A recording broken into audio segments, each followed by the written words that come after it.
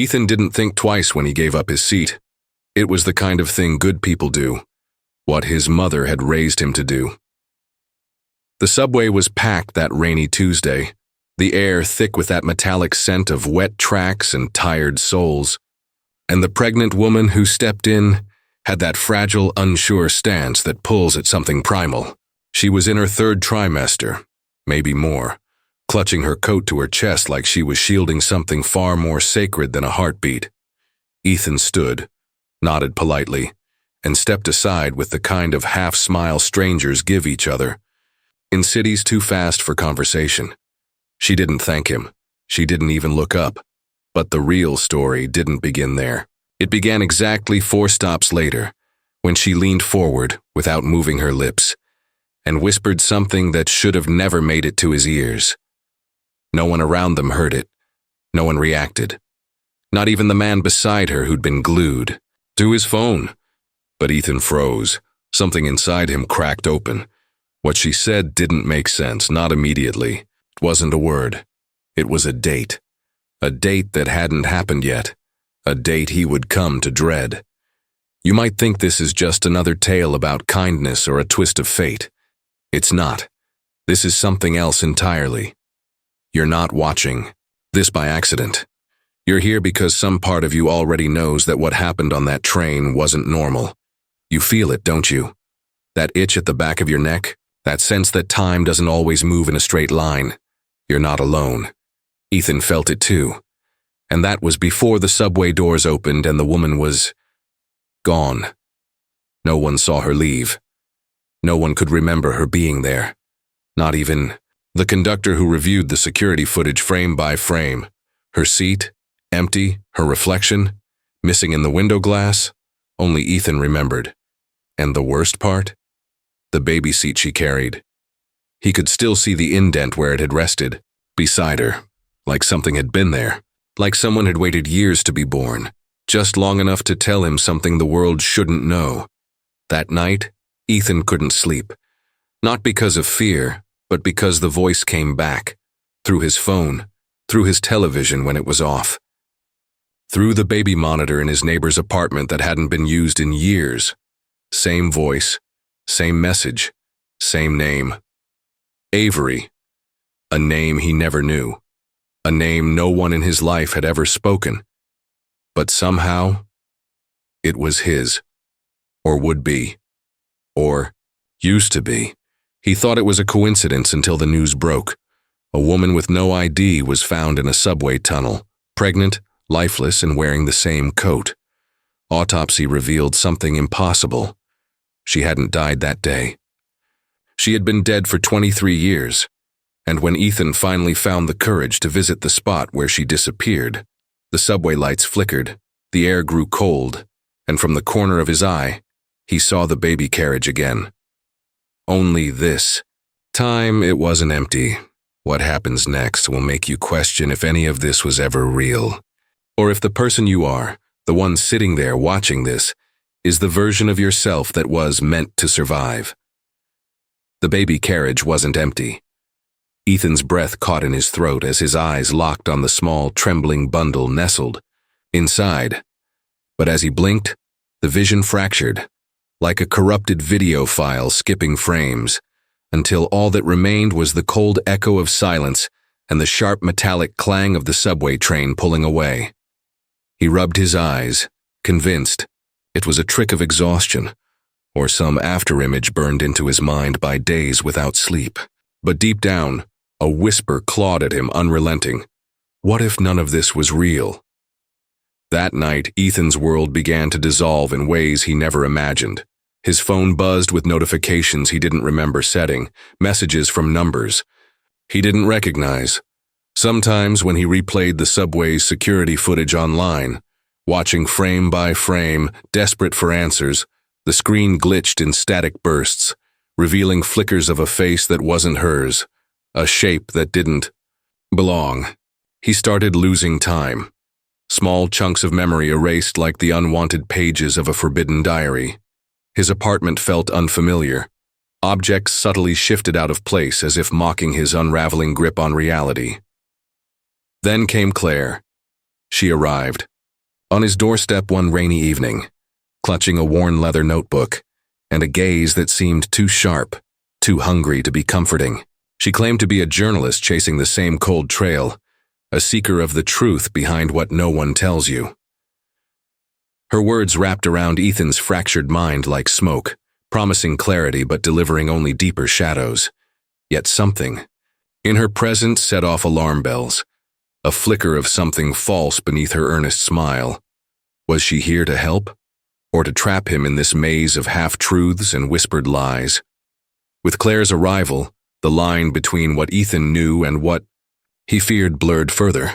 Together, they sifted through fragments, grainy recordings that seemed to mock the passage of time, a missing file labeled Avery that no archive claimed, and strange voices on static-filled audio clips, sometimes his own, distorted beyond recognition.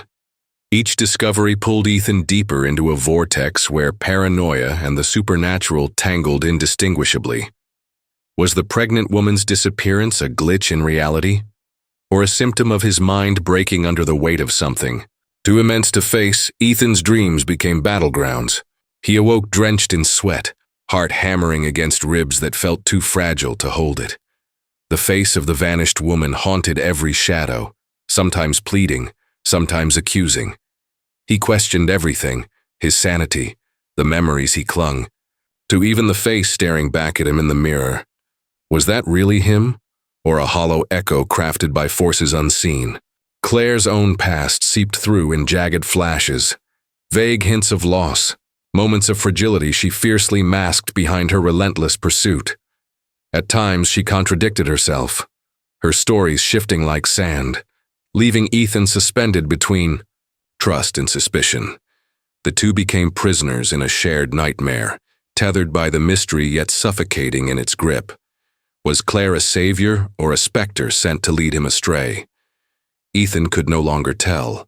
In those desperate hours, Ethan found a hidden recording on his phone, an old voicemail from a number long erased. The voice was unmistakable, but the words chilled him beyond reason. They don't want you to remember. Some truths shatter worlds. Some names are never meant to be spoken. The message ended abruptly, swallowed by static, leaving Ethan with a silence heavier than any scream. The baby's name, Avery, echoed relentlessly in his mind. A cipher with no key. Was it a clue? A curse? Or simply the fractured residue of a mind unraveling? And then, the worst part, Ethan realized the story wasn't just about a vanished woman or a baby's name whispered in the dark. It was about him. About memories, buried so deep they bled into dreams. About a truth so fragile that even grasping it threatened to break the fragile glass of his reality. As dawn's gray light seeped through his window, Ethan sat alone, the weight of the unseen pressing down. The subway tracks below hummed with a familiar dread, an endless loop of questions without answers, a real unsolved mystery twisting through the corridors of a city that refused to remember. And somewhere, just beyond the edge of hearing, a soft whisper broke through the silence once more, not from a woman, not from a child, but from inside Ethan's own fractured mind. Remember me. But what exactly was he supposed to remember? And what were they trying to hide? Ethan sat at the cluttered desk of the rundown library basement, surrounded by yellowed newspapers, old police reports, and faded photographs, all desperate attempts to piece together what felt like 1,000 fractured mirrors reflecting the same broken image. For the first time in weeks, maybe months, a cold clarity settled over his mind. The pattern was there, undeniable. Decades ago, a pregnant woman vanished under eerily similar circumstances, on the exact same subway line, on the exact same cold, rainy Tuesday, just like the one he saw. The archives spoke of a young mother, named Evelyn Marks, whose disappearance had been ruled a tragic accident, a forgotten footnote in the city's endless churn. Ethan's pulse quickened as he cross-referenced birth records, hospital admissions, and missing person files, all converging on a single name. Avery, Evelyn's unborn child, presumed lost with her. The pieces clicked into place with unnerving precision, The woman on the train wasn't just a ghost of the present.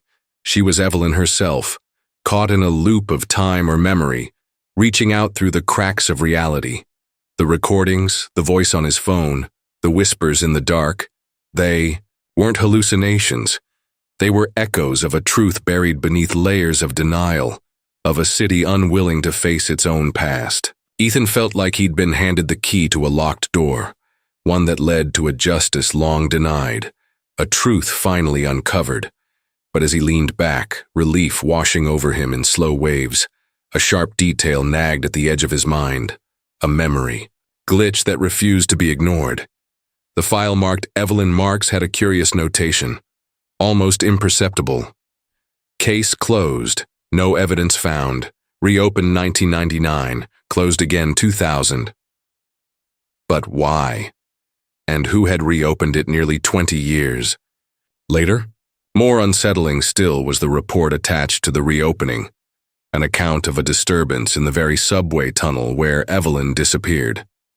A tunnel that had been closed off for years, deemed unsafe, until someone, or something, forced it. But as Ethan stared deeper into the file, the air around him seemed to thicken, like the walls themselves were closing in. That's when the photo caught his eye. A grainy black and white image of a child standing at the subway platform, staring directly into the camera. A child with hollow eyes and a name scrawled beneath. Avery. The same name whispered to him. The name no one was supposed to know. The resemblance was uncanny. The child's expression was unsettling, too knowing, too old beyond years. It felt less like a photograph and more like a warning etched in light and shadow. Memories, half remembered and distorted, started surfacing, like fragments of a dream or a nightmare clawing their way into consciousness. Ethan saw himself as child, standing in a hospital corridor, the sharp smell of antiseptic burning his nostrils, the distant murmur of voices speaking in hushed, urgent tones. There was a woman, his mother or someone who looked like her, pleading with a man whose face was always blurred in his recollections.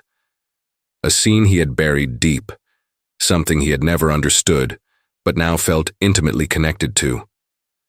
A tragedy, hidden behind a veil of silence, a memory glitch he was only now beginning to recognize. He felt a creeping dread, the kind that wraps around your chest and squeezes tight without mercy. Something had been watching him from the beginning, not just a stranger haunting the subway tunnels, but a presence woven into the fabric of his own history, invisible, intangible, but always there, lurking in the corners of his mind and the periphery of his vision. It was an atmosphere, a cold weight pressing down on him, whispering doubts and lies that felt personal, surgical in their precision. It wasn't evil in the classic sense. It was something more insidious, like the dark undercurrent beneath a familiar melody, a force that could twist the mind until reality itself fractured.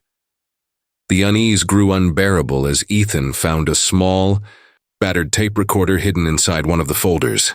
The tape was labeled simply, "Do not play." But curiosity won over. He pressed play, and the scratchy audio filled the room with a voice, his voice, reciting a name over and over. Not Avery, not Evelyn. Another name. A name he didn't recognize, but that somehow felt devastatingly familiar. The voice cracked with fear, with desperation, but the words made no sense. They were garbled, overlapping, layered as if spoken from different places and times all at once. The recording ended abruptly with a chilling whisper. "You're not crazy, they lied to you." Suddenly, the foundation beneath everything Ethan thought he knew crumbled.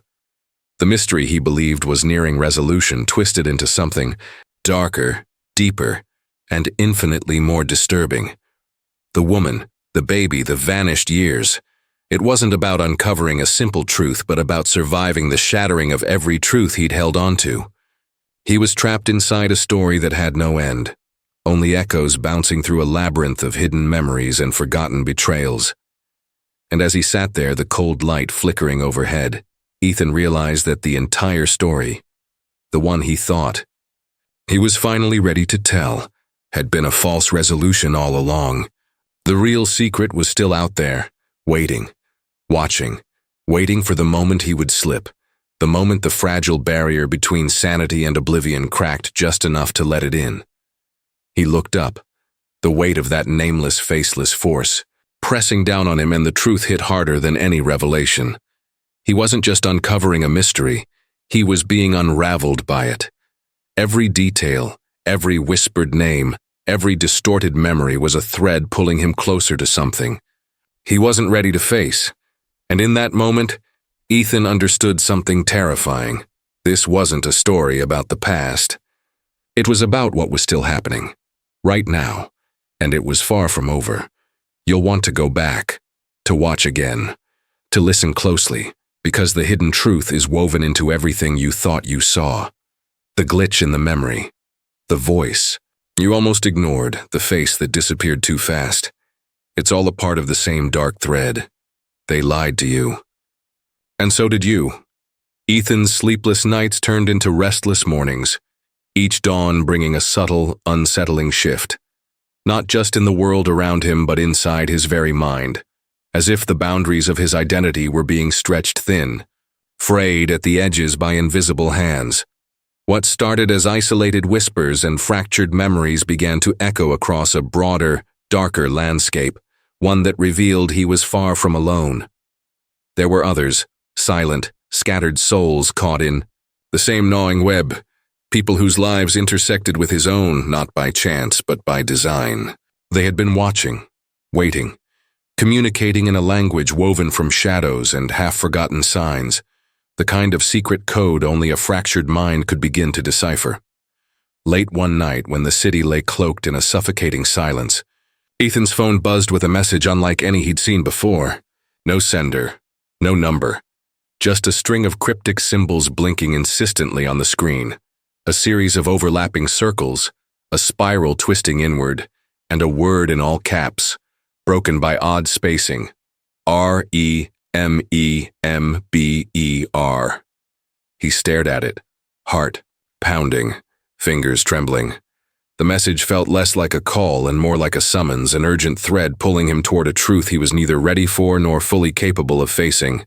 And then came another message almost immediately. You were right all along. That phrase reverberated through him, unspooling memories like tangled yarn in his mind. They weren't hallucinations or the random product of a fractured psyche. They were pieces of a shared nightmare. Across the city, perhaps the country, others had experienced the same glitches, the same ghostly voices, the same sense of being watched by something that never blinked, never looked away. The realization hit with bone-deep dread. This wasn't just Ethan's story, it was theirs too.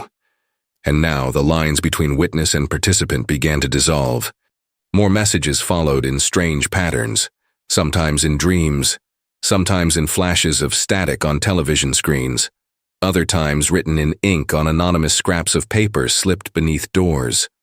Symbols appeared in the margins of old newspapers, hidden in grainy frames of found footage from 20 years ago, footage the government never released and the mainstream media never discussed. Each clue a pulse in the dark, each fragment a step deeper into a labyrinth that stretched beyond comprehension. Ethan found himself drawn into an eerie camaraderie with voices he'd never met.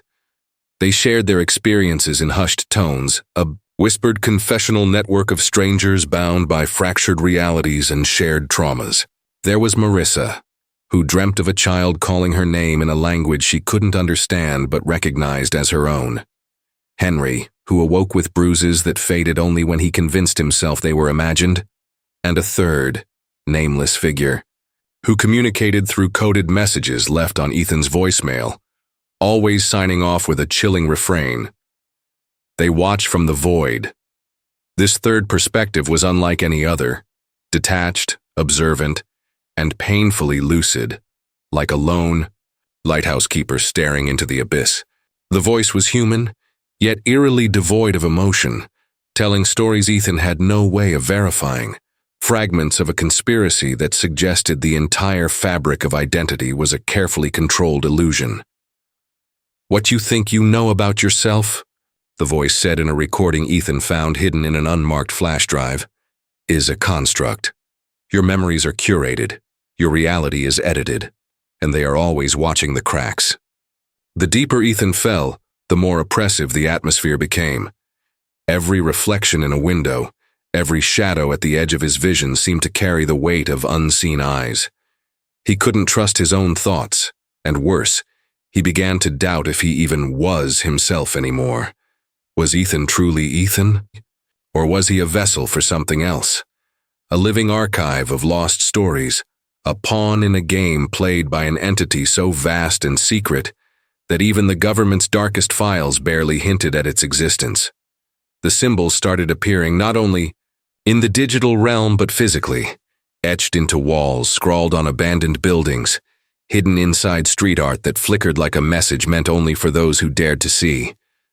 A spiral, a broken clock, a child's drawing of a figure, with no face. These signs threaded through the city like veins of a hidden network, a conspiracy encoded in the very architecture of everyday life. And then came the shared dreams. Night after night, Ethan found himself standing on that same subway platform, the pregnant woman waiting silently beside him, her eyes empty yet full of accusation.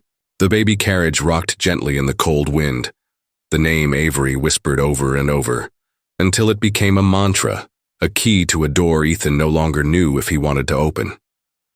Around him, faceless crowds moved in slow motion, their expressions blank, disconnected, as if puppets dancing on strings pulled by unseen hands.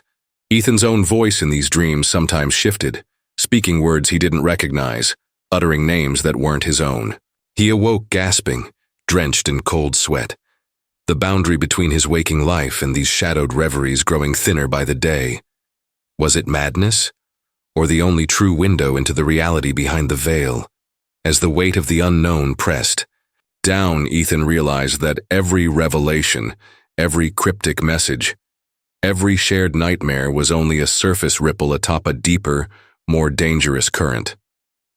There was a force, ancient and patient, that had been watching from the beginning, observing. Humanity not as an enemy or ally, but as something to be curated, controlled, and rewritten. It wasn't a being with eyes or hands, but a presence so subtle it could twist a memory, erase a name, or rearrange an entire life without leaving a trace. In this shadow play of fractured minds and whispered conspiracies, the audience watching, Ethan's story becomes part of the unfolding enigma, forced to question the nature of memory itself.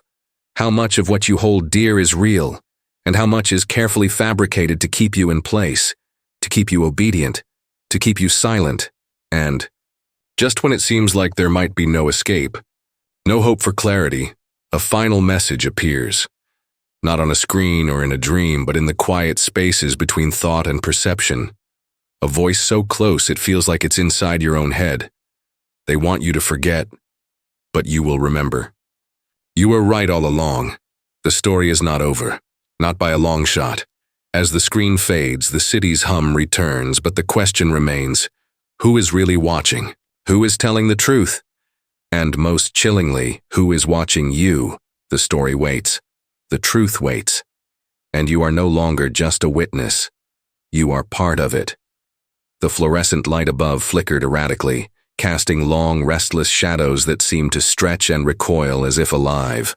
Ethan sat alone, the weight of everything pressing down so heavily it felt like his ribs might buckle beneath the burden of knowing too much, yet understanding too little. It wasn't the what anymore, the vanished woman, the cryptic symbols, the whispered names. It was the why. Why had this woven itself into his life like a scar etched beneath the skin? Why had the past clawed its way into the present with such ferocity, dragging him into a labyrinth not just of secrets, but of identity itself? He reached for the faded photograph again, the child with hollow eyes, the name Avery scrawled beneath, a ghost tethered to his fractured memories. It was no longer just a clue or a mystery. It was a mirror, reflecting back a truth he had been too afraid to confront. That child wasn't just lost in time. It was lost within him, within the very essence of what it meant to be human. The line between himself and the past blurred until he couldn't tell where he ended, and the endless cycle began. The air felt thick with regret, with a quiet sorrow that wasn't just his own. Ethan's mind spiraled to the painful confession he'd buried deep. His own memories, those fragmented glimpses of a hospital corridor, a pleading mother, a man with a blurred face. The moments he had pushed aside, convincing himself they were mistakes or dreams, now revealed as the fragile threads of a story that demanded to be told. He wasn't just a witness anymore. He was a participant, a keeper of a memory that someone, something, had tried desperately to erase. His hands trembled as he pressed play on the tape again, the voice echoing through the room, his voice, layered with fear and urgency, reciting a name that felt like both a promise and a curse. The recording didn't just speak to the past, it reached into the very core of his soul, unraveling the comfortable illusions he'd clung to. The truth was a double-edged sword, capable of destroying the fragile self he'd built or, paradoxically, of setting him free. The choice lay bare, to embrace the darkness within the unknown, or retreat into the comforting embrace of oblivion. Ethan's breath hitched as a sudden, raw vulnerability surged through him, a confession whispered not to another, but to himself, to the silent room, to the universe that had conspired to keep him tethered to a reality that felt increasingly like a dream he'd been trapped inside. Maybe the nightmare isn't what happened to me, he murmured, voice breaking, but what I've been afraid to face all along. That I'm not whole, that I never was. He closed his eyes, feeling the swell of emotion rising, a mingling, of fear, sorrow, and a fragile hope. It was a moment of awakening, terrifying and sublime, where the boundaries between past and present, self and other, memory and reality shattered like glass beneath the weight of truth. It was no longer a story of disappearance or conspiracy. It was a story of being human, of grappling with the shadows that lurk inside every mind, every heart, every soul. In the silence that followed, Ethan understood that the mystery wasn't a puzzle to be solved or a secret to be uncovered. It was a mirror held up to the fragility of existence itself, a reflection of the light and darkness intertwined within us all. The real question was no longer what had happened, but what it revealed. The fragile, beautiful terror of waking up from the dream we didn't know we were living. And as the room seemed to breathe with the weight of all this unspoken truth, Ethan's gaze settled on the window, where the first pale light of dawn crept softly, promising nothing and everything all at once. In that moment, the story didn't end. It only began anew, an echo lingering in the spaces between sleep and waking, memory and forgetting. A final whisper hung in the air, a line to hold onto as the screen faded to black. Thank you for watching. Don't forget to like, share, and subscribe for stories you were never meant to hear. Until next time, remember, some truths don't want to be found.